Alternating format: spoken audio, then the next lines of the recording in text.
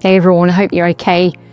Now I wanted to come into the group today because of Valentine's Day, and because it can be a really tough, challenging time for those of you who especially are struggling with loneliness. It can feel like the whole world is celebrating romance and connection while you're left feeling isolated and alone. So I thought this evening I wanted just to come in here and share my thoughts with you to help you acknowledge those feelings so that you're not going in on yourself or feeling quietly bad in some way just for feeling down. It's okay to feel this way. It's completely normal. And also I wanted to just share some of my thoughts on relationships and romance. Whether or not Valentine's Day is overrated is a matter of personal opinion in my view, but it's definitely a day that can sting, especially if you are struggling or you've just experienced a loss or even a relationship breakdown. Now, I'm not going to sit here tonight and pretend that I've got it all figured out when it comes to romance. I haven't. It's a journey like many other people in the world that we're all still learning and navigating. And I know that I've shared some of my experiences in relationships here in this group over the years, the good, the bad and the ugly, and even on the podcast. But I think one thing's for sure, love for me has never been wasted. There's never been a connection that I've had where I haven't gotten something from it, even if it has been painful. And the way I see it, that every relationship I've experienced, I've always come away with way more realizations and awareness about who I am and how I am than I ordinarily would have realized outside of a relational dynamic. I think it's for me, it's always peeled back another layer and revealed this gap between my emotional history and my current journey with myself at the moment in this life. Something I ordinarily wouldn't have understood or consciously looked for outside of experiencing romance. Because I think romantic love is one of those emotions, isn't it? That it brings everything to the surface. It's a blend of feelings and sensations, attachment. It's a blend of meaning and action over time, all of those things in one big melting pot. And sometimes relationships and romance can be the most painful things that we experience, not because romance is bad, but because it brings us face to face with parts of ourselves that sometimes we've learned to ignore or turn a blind eye to. It exposes the patterns we carry, the worries we don't always talk about or acknowledge, and even the ways we try to stay close while still protecting ourselves. We don't just fall for someone, do we? We meet the version of ourselves that shows up in connection, and sometimes that can feel like really confronting before it ever feels steady. And I think the truth is this: romantic love, tell me what your thoughts are, it really magnifies what's already there within us, doesn't it? It shows us parts of ourselves that we might not otherwise see. But here's the thing, and it's equally as important, so does being alone. I think both connection and solitude reveal who we're becoming. They really reveal lots of things about ourselves. And I've always thought from my own experience and also from what I see in client work that romantic love, it often reveals the wounds we already carry. But having said that, it can create new ones when our vulnerability isn't always met with care. And sometimes the heartbreak that we can experience, it isn't only about losing the person, it's about recognizing how much of ourselves that we're still learning to understand and heal. I think real growth in romantic love, it starts when we stop seeing pain as proof that there's something wrong with us. Pain is pain, it's not proof, but it's really healthy if you are experiencing pain. It's healthier to start seeing it as information about where we are in our relationship with ourselves. And here's the thing, people talk about love as if it's one single generic thing, don't they? And it just isn't. I wonder what would change if we started naming romantic love as exactly that, romantic love. What if we change the way we name love? Because when we use the word like love without being specific, many of you who are struggling will hear, well, I just don't have it. And that can hurt more than we ever realize. Maybe the question isn't, will I ever have love, but will I experience romantic love in the way that I hope? If you think about it, when you say it like that, those are very different questions, aren't they? Think about it, right? Love exists in loads of different forms, not just one. Love exists in friendship, community. It exists in purpose, creativity, loyalty, self-respect. They're just to name a few. But I think when everything gets lumped in and collapsed into one single all-encompassing definition, it can make life feel painfully black and white. Either you have love or you don't. Either you're chosen or alone. But I think it's important to see that love isn't generic, and confusing romantic love with all love can start to feel that inner critic. It creates a sense of lack that isn't always real. And also, what if part of the pain comes from calling everything just love? Maybe the question isn't, do I have love? But am I longing for romantic love? Because those are different experiences. And when we name them differently, the story we tell ourselves slowly begins to soften.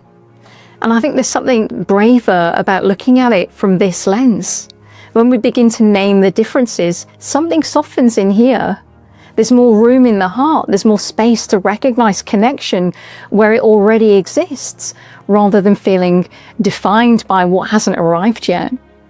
And sometimes that shift alone can reduce the urge to self-sabotage. It doesn't always mean that the longing you experience disappears, but if you can let yourself look at it like this, it means that you're no longer measuring your entire life against just one version of love. You know, think about it. Romantic love isn't just one doorway. I think when people widen their emotional availability to other forms of connection like friendship, community, creativity, and way more shared experiences, they often become more grounded and less driven by that sense of scarcity and lack. And that steadiness that I'm talking about here with you, it tends to make romantic connection feel way more natural then, rather than forced. Now look, here's the thing.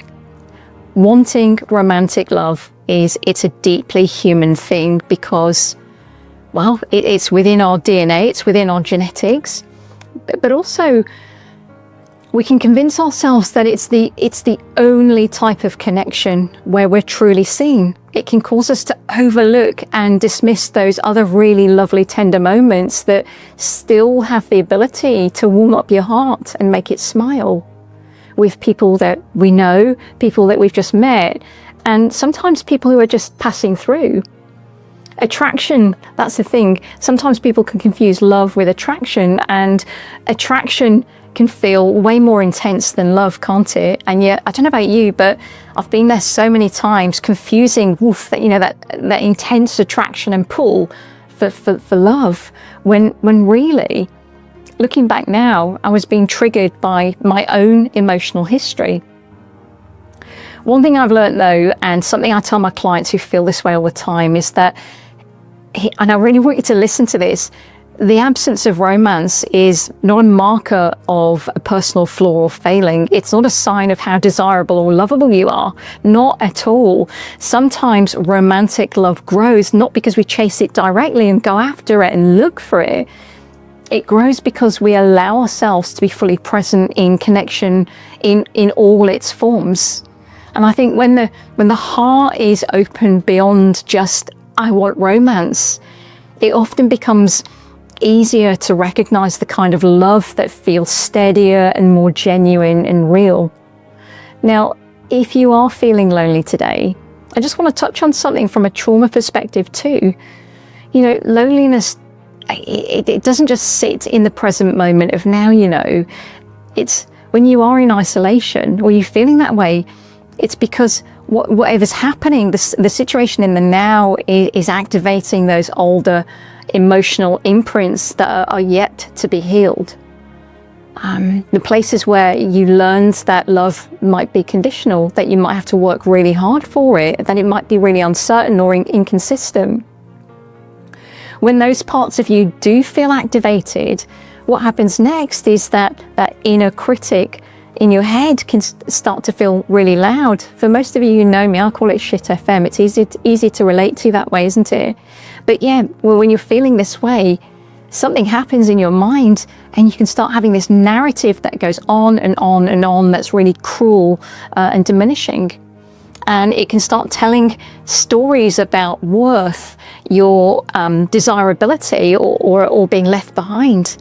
But I want to say to you that if you are experiencing that today, or any other day for that matter, those thoughts and that voice are not truths about who you are. They're really not. They're protective narratives shaped by experiences that once tried to keep you safe. But what I've come to understand is that self-worth doesn't grow from being chosen, right? It's not about that. Self-worth, and you can speak to any of my clients, and I wonder if they'll come on here and attest to this. Self-worth grows not from romantic love, right? It grows from the way that you stay in relationship with yourself when life doesn't look how you hoped it would. The way you speak to yourself on days like this, days like today, really matters. The way you let yourself soften and be a bit more compassionate towards your own humanity matters too. Healing doesn't happen by forcing positivity. It happens when you allow yourself to feel what's real without turning it into evidence that you're lacking in some way. So I think, listen, if today feels hard, just let it be that. You don't need to rush yourself into false positivity, gratitude, or some sort of strength. You don't need to turn it into that. Just let it be. Let that sensation be there. See it for what it is, just a sensation at this moment in time. Sometimes the bravest thing you can do is sit with where you are and recognize that the longing that you experience isn't weakness. The sensations that you have are not weakness. If you are feeling that you have that longing, let it be this. You know, it's proof of your ability and your capacity to really care deeply. And I wonder if maybe this idea could be something that you hold on to as you listen to me this evening. And it's this. Romantic love is not the only story unfolding in your life right now. Your worth is not somewhere waiting in the future attached to somebody else's arrival. It exists in the way that you continue to live, create, connect, and show up as yourself, even when parts of you feel really unsteady and uncertain. So if Valentine's Day has ever made you feel like you're standing alone or on the edge of something, I want you to remember this, right? It's what I've said. Love is not a single door. It's not a single doorway. It's not a single doorway that you either walk through or miss forever. It's not something that you have a one-time opportunity at. It's a mixture of lots of different experiences and different connections and opportunities throughout your life. Some of them have passed and some of them are yet to come. You know, romantic love it's not something that is just the one thing that defines you. Love is something that grows in lots of directions, not just one. And sometimes the steadiness that you build within yourself becomes the very ground where deeper and healthier connection can meet you when the timing is right. So think about it like that. So perhaps tonight, I want to encourage you, instead of asking what's missing, maybe ask yourself, where am I already living and showing up each day with courage, bravery, and care? I wonder if you can begin to notice what areas of your life that you're doing that in at the moment, how you're deeply building a connection with yourself. So start to let that question sit with you. Let it soften the edges a little bit. Let what I've said just sink in, and let me know your thoughts as well. Because I want to say this to you, you're not behind. You're definitely not less. And think about it like this, you're simply on your own path with romantic love, and that path for you is still unfolding. So I hope that helps those of you who need to hear this right now. And yeah, I look forward to hearing what your thoughts are. Think about it like this, like love has many directions, love has many forms, not just one. So don't define your life by the absence of it. Take care, and I'll speak to you soon. Bye for now.